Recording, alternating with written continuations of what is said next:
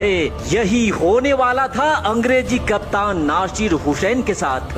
यहाँ शुरुआत के पहले 3 ओवर तक इन दोनों बल्लेबाजों ने काफी संभल करके और संयम के साथ बल्लेबाजी करी, लेकिन सहवाग के बल्ले को खामोश रख पाना आसान कहाँ होता है।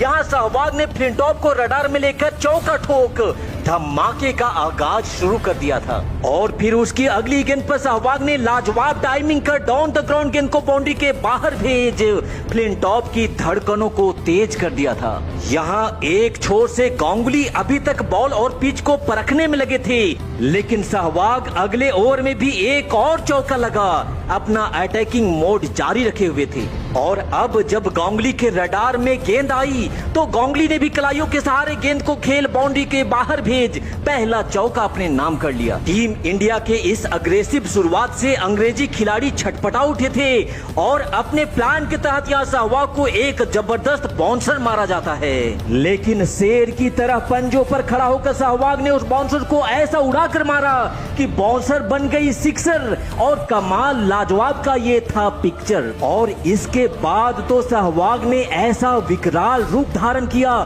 जिसे देख गेंदबाजों के हाथ कांपने लग गए थे, क्योंकि यहाँ सहवाग किसी भी गेंदबाज को संभलने का कोई मौका नहीं दे रहे थे। फिर देखते ही देखते सहवाग ने मात्र 32 बॉल पे अर्धशतक ठोक लगान का पहला किस्त अंग्रेजों से चुका लिया था। और फिर इस अर्धशतक के बाद सहवाग दोगुने जोश के साथ अंग्रेजी गेंदबाजों के सेवा सत्कार में लग गए थे। तब नासिर हुसैन फील्डर सेट करते करते परेशान हो गया, लेकिन सहवाग अगली गेंद पर वही चौका मार दे रहे थे जहां से नासिर हुसैन फील्डर को हटा रहा था। उस मैदान का ऐसा कोई कोना नहीं बच गया था जहां से गुजरकर गेंद बाउंड्री के पार ना की हो।